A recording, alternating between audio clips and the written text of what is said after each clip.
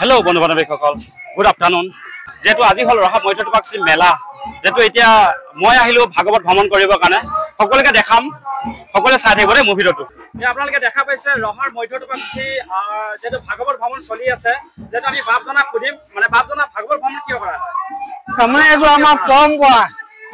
আমাৰ পৰম্পৰা, এই বছৰে বছৰে আমাৰ টোপাকুচি মেলা উলিওৱা হয়।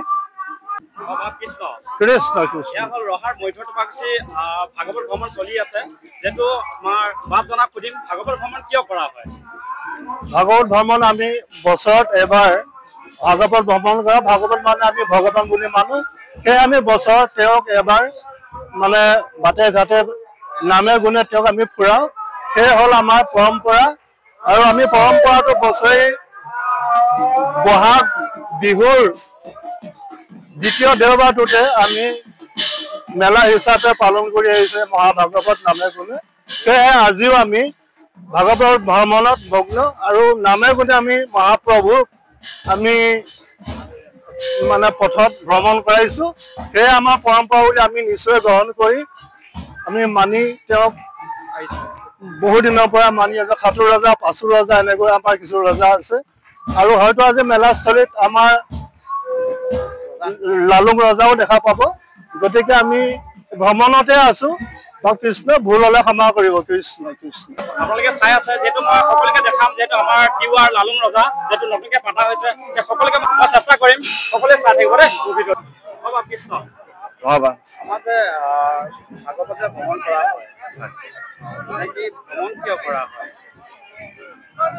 পৰম্পৰাগতভাৱে নগঞা ৰজাবলীসকলৰ পাঁচু ৰজা, সাতু ৰজা, দাঁতিয়লৈ ৰজাৰ বিশেষ এই মেলা উৎসৱ মধ্য অসমত হয়।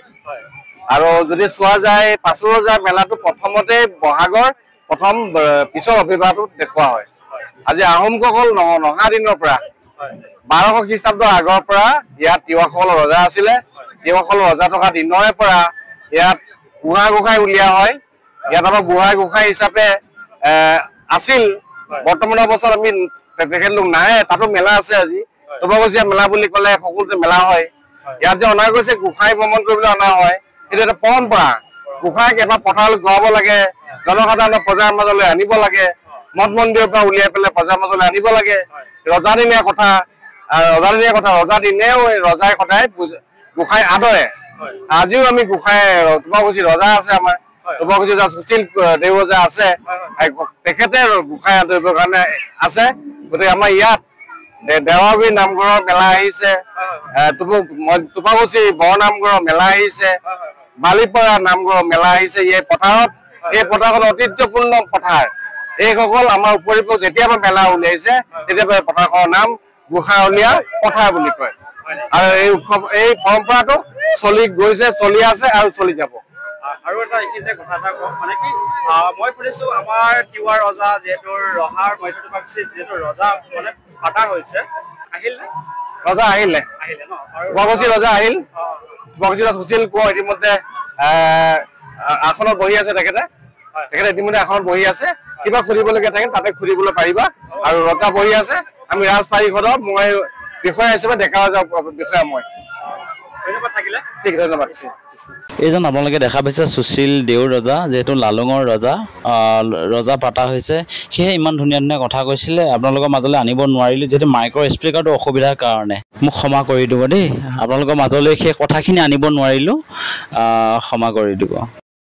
আজি পৰম্পৰা পবিত্ৰ বহাগ মাহক আঁকোৱালি লৈ আজি টোপাকুচীয়া গোটেই বৃহৎ ৰহা অঞ্চলৰ গাঁৱে ভূঞে একত্ৰিত হৈ থকা বাপ বান্ধৱ আই মাতৃ খবৰ পৰ্যনতে আজি পৰম্পৰা বাপতি শাওনৰ মেলাভাগ ৰজা ঘৰে প্ৰজা ঘৰে পালন কৰা হৈছে।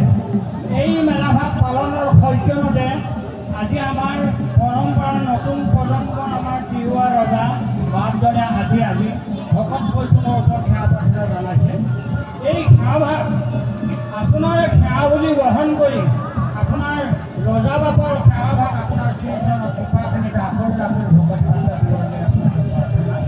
আৰু আগলৈকো যেনে এনেকৈ সকলোৰে সন্মিলনে সহযোগিতা যেনে আগবঢ়াই আপোনাৰ কাৰ্যসূচীবিলাক আগবঢ়াই নিয়ে আপোনাৰ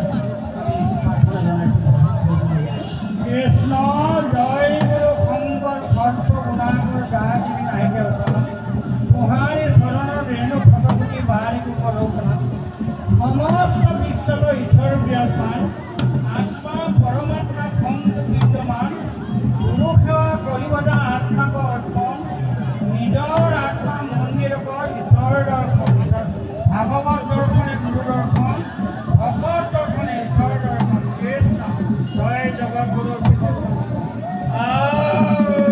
হৰি